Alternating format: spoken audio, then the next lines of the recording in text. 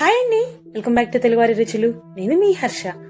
ఈరోజు మన ఆంధ్ర మాత గోంగూరతో అసలు సిసలైన పాతకాల పద్ధతిలో చేసే పులిహోర గోంగూర పచ్చడి, అది కూడా ఏడాది పొడవునా నిల్వ ఉంచుకునేలాగా తయారీ విధానం తెలుసుకుందాం.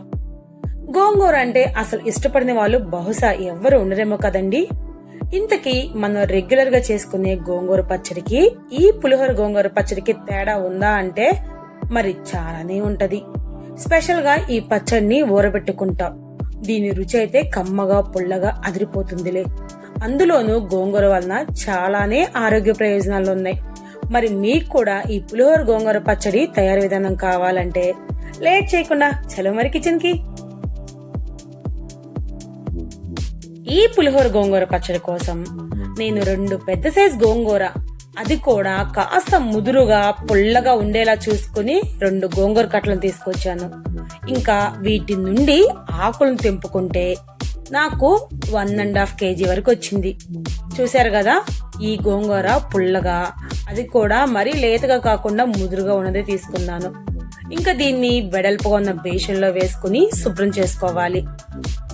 ఎక్కువగా గోంగూరని ఇసుక నేలలో పండిస్తారు. అందుకనే గోంగూర ఆకులకి ఎక్కువగా ఇసుక ఉంటుంది కాబట్టి 2-3 సార్లు అయినా సరే ఈ విధంగా శుభ్రంగా కడుక్కోవాలి. ఒక 5 నిమిషాల పాటు పక్కన పెట్టేస్తే దాని ఇసుక మొత్తం కిందకి దిగిపోతుంది.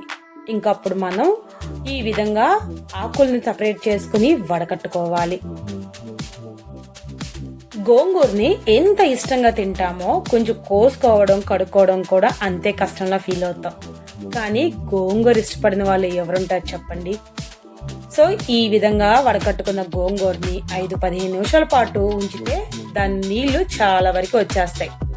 గోంగూరని ఎండకు తగలకుండా ఏదో చున్నీలో వేసుకుని నీడలోనే ఆరబెట్టుకోవాలి. తడి అనేది ఎక్కడ లేకుండా చూసుకోవాలండి. నేనైతే దీన్ని ఒక రోజంతా సైడ్కి పెట్టేసుకున్నాను. ఇప్పుడు నెక్స్ట్ డే చూసుకుంటే నాకు ఆకులకి ఎక్కడ తడి అనేది లేదు. అందులోనూ ఆకులు కాస్త వడపడిపోయినాయి. ఇలా వడపడితేనే మన పచ్చడి మరింత రుచిగా ఉంటది. ఆరబెట్టుకున్న ఈ గోంగూర నాకు 1 kg వరకు వచ్చింది. ఇంకా దాని మెజర్మెంట్స్ గా ఇప్పుడు నేను 1 స్పూన్ మెంతులను తీసుకున్నాను. దాంతో పాటు 2 స్పూన్ల వరకు ఆవాలు తీసుకోవాలి. తర్వాత 100 గ్రాముల వరకు కల్లుప్పుని, అలాగే 200 గ్రాముల వరకు ఎండుమిర్చిని కూడా తీసుకున్నాను. ఇవంతా మన కేజీ గోంగూరకి కొలతలండి. తర్వాత నేను 100 గ్రాముల వరకు చింతపండుని కూడా తీసుకున్నానండి. మీకు పులుపు గోంగూరకి కాస్త తక్కువగా ఉంది అంటే ఇంకొక 50 గ్రాముల వరకైనా వేసుకోవచ్చు. నేను తీసుకున్న గోంగూర పుల్లగా ఉంది కాబట్టి 100 గ్రాములు సరిపోతుంది. ఇప్పుడు నేను వేడి నీళ్ళలో వేసుకుని అరగంట సేపు నానపెట్టుకుంటున్నాను. ఇది నానేలోపు నెక్స్ట్ ప్రొసీజర్కి వచ్చేసరికి నేను ఇక్కడ ఉప్పుని ఈ విధంగా 1 నిమిషం పాటు వేయించుకుంటున్నాను. ఉప్పుని ఈ విధంగా వేయించుకోవడం వల్ల దానిలో ఉన్న తేమ ఏమైనా ఉంటే పోతుందండి. అందుకని జస్ట్ 1 నిమిషం ఉంటే సరిపోతుంది. కంపల్సరీగా ఇలాంటి నిల్వ పచ్చళ్లకు కల్లుప్పే తీసుకోవాలి. సాల్ట్ అనేది మాక్సిమం అవాయిడ్ చేసేయండి. తర్వాత ఇందులోనే మెంతులు కూడా వేసి వేయించుకుంటున్నాను. లో ఫ్లేమ్ లో పెట్టుకుని కాస్త ఎర్రగా వచ్చేంత వరకు వేయించుకోవాలి. మెంతులు కాస్త ఎర్రగా రాగానే ఇందులోకి మనం తీసుకున్న ఆవాలను కూడా వేసుకుని ఇంకొక నిమిషం పాటు వేయించుకోవాలి. మెంతులకి ఎక్కువ టైం పడుతుంది కాబట్టి వేగడానికి దాన్ని 2-3 నిమిషాలు వేయించుకుంటాం. కానీ ఆవాల్ని 1 నిమిషంలోనే స్టవ్ ఆఫ్ చేసుకోవాలి. వేయించుకున్న ఈ మెంతులు ఆవాల్ని చల్లార్చుకోవడం కోసం నేనైతే మిక్సీ జార్లో వేసుకుని పక్కకు పెట్టుకుంటున్నాను. ఇంకా ఇదే బాండీలో నేను 50 గ్రాముల వరకు నూనె వేసుకుంటున్నానండి. నేను ఇక్కడ 200 గ్రాముల వరకు పల్లీల నూనె తీసుకున్నాను. ఇక్కడ 50 గ్రాములు వేసుకుంటున్నాను. మిగిలిన 150 గ్రాములు తాలింపులో వాడుకుంటాను. ఎండుమిర్చిని ఈ నూనెలో వేసుకుని ఎర్రగా వేయించుకోవాలి. సిమ్ములోనే ఉంచుకుని వేయించుకోవాలండి. ఫ్లేమ్ ఎక్కువైతే చాలు ఎండుమిర్చి మాడిపోతుంది. అందుకనే సిమ్లో ఉంచుకుని అన్ని మిరపకాయలు కూడా ఒకే రంగు వచ్చేంత వరకు వేయించుకుంటేనే బాగుంటది. చాలా వరకు ఎండుమిరపకాయలకు బదులు పచ్చికారం వాడతారు పచ్చడి కోసం. కానీ పాతకాలం పద్ధతిలో మన అమ్మమ్మలు నానమ్మలు ఇదే పద్ధతి ఫాలో అయ్యారు కాబట్టి నేను ఇదే పద్ధతి మీకు ఇక్కడ చూపిస్తున్నాను. ఎండుమిరపకాయలు వేగిని అనడానికి దాని నుంచి మంచి ఘాటైన వాసన వస్తుంది. ఇంకప్పుడు మనం స్టవ్ ఆఫ్ చేసేసుకుని ఈ విధంగా నూనెలో నుంచి ఎండుమిరపకాయలని సపరేట్ చేసుకుని ఒక ప్లేట్లోకి అయితే తీసుకోవాలి. ప్లేట్లోకి తీసుకున్న ఈ ఎండుమిర్చిని కాసేపు చల్లారనివ్వాలి. అప్పుడు పట్టుకుంటే చాలండి విరిగిపోతాయి. అప్పుడే మనం మిక్సీ జార్లో వేసినా లేదా రోట్లో వేసుకొని దంచుకున్నా గానీ తొందరగా నలిగిపోతుంది. చూసారు కదా, అన్ని ఒకే రంగులో ఎగిని. తర్వాత అదే బాండీలో ఇంకా నూనె వేయకోకుండా ఆ నూనెలోనే మనం ఆరపెట్టుకున్న గోంగూరను కూడా వేసుకోవాలి. ఎక్కడ పచ్చగా లేకుండా అంత రంగు మారేంత వరకు మీడియం ఫ్లేమ్ లోనే ఉంచుకుని వేయించుకోవాలి. ఇంకా ఇందులోకి మనం ఎక్స్ట్రా నూనె కూడా వేసుకోవసరం లేదండి, ఉన్న నూనెలోనే వేయించుకుంటే సరిపోతుంది. నూనె వేసుకుని మరి డీప్ ఫ్రై చేసుకుంటే మనకి పచ్చడిలో పొడి పొడిలాడుతూ ఉంటది, అంటే గట్టిగా అయిపోతుంది ఆకు. సో అలా అసలు ఉండకూడదు. ఇంకొంతమంది ఈ పులిహోర గోంగూర కోసం వేయించుకునే ఆకుల్ని ముద్దగా చేస్తారు. అలా ముద్దగా ఉండకూడదండి. వేయించుకుంటున్నప్పుడు ఆకులు చూసారు కదా, ఈ విధంగా అతుక్కోకుండా పొడి పొడిగానే ఉండాలి. అలానే ముక్క కూడా ఎక్కడ డ్రై అవ్వకుండా చూసుకోవాలి. సో ఫైనల్ గా ఈ విధంగా ఉంటే మనకి సరిపోతుంది. చూసారు కదా, ఇలా ఉన్నప్పుడు స్టవ్ ఆఫ్ చేసేసుకోవాలి. ఈ గోంగూరకి ఎక్కడ తేమ అనేది కూడా కనిపించదు. సో ఇది కరెక్ట్ ప్రొసీజర్ అన్నమాట.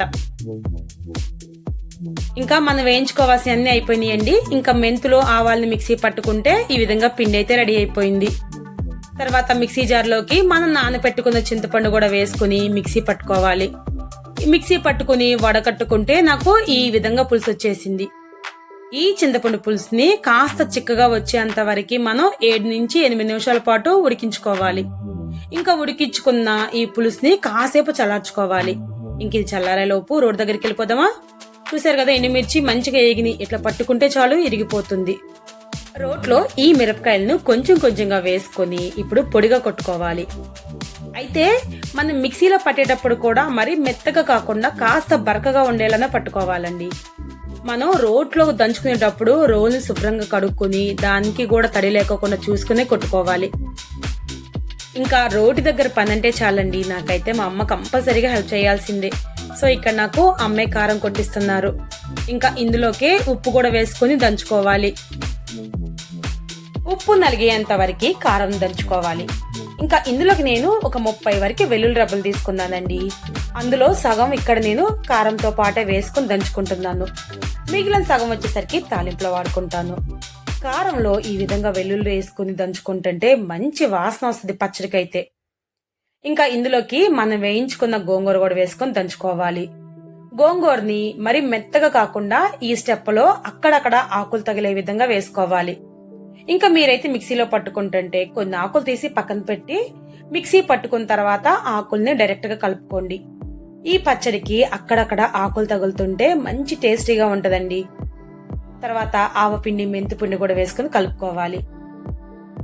ఇంకా ఆవపిండి మెంతిపిండి వేసిన తర్వాత మరి ఎక్కువ దంచుకోవసరం లేదు, ఇట్లా చేతితో కలిపేస్తే సరిపోతుంది.